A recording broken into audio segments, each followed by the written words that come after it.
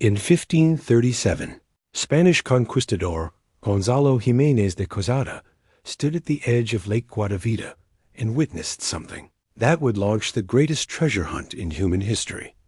He saw the Muisca people performing their sacred golden ceremony. Their chief, the Zipa, covered head to toe in shimmering gold dust, was rowed out on a raft laden with treasures. As villagers watched from the shores, the chief and his offerings plunged into the sacred waters, a tribute to their gods. But the conquistadors heard a different story. To them, this was not a sacred ritual. It was proof of something greater. A city where gold flowed like water and emeralds paved the streets. They called it El Dorado, the Gilded One, and the obsession began.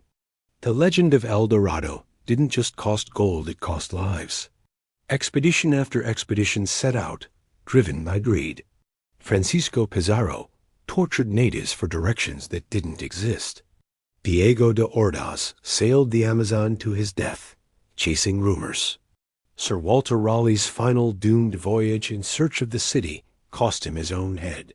Perhaps the most terrifying tale is that of Pedro de Ursu and Lope de Aguirre. As they journeyed deeper into the unforgiving jungle, the quest for gold drove Aguirre to madness.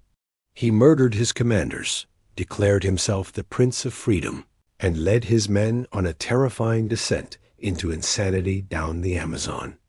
What they found instead would haunt them forever. It wasn't gold. It was death, disease, and despair.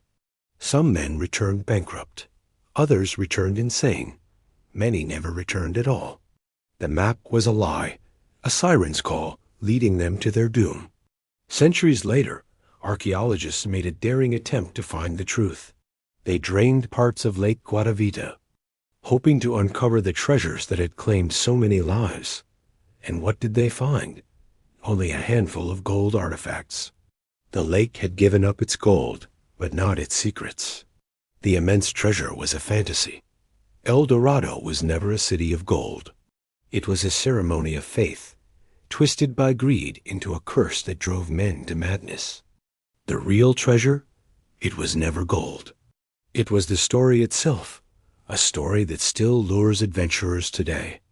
Because sometimes the greatest legends are the ones we create to justify our own destruction. Thanks for watching. If you enjoyed this journey into the past, be sure to subscribe for more legends from history.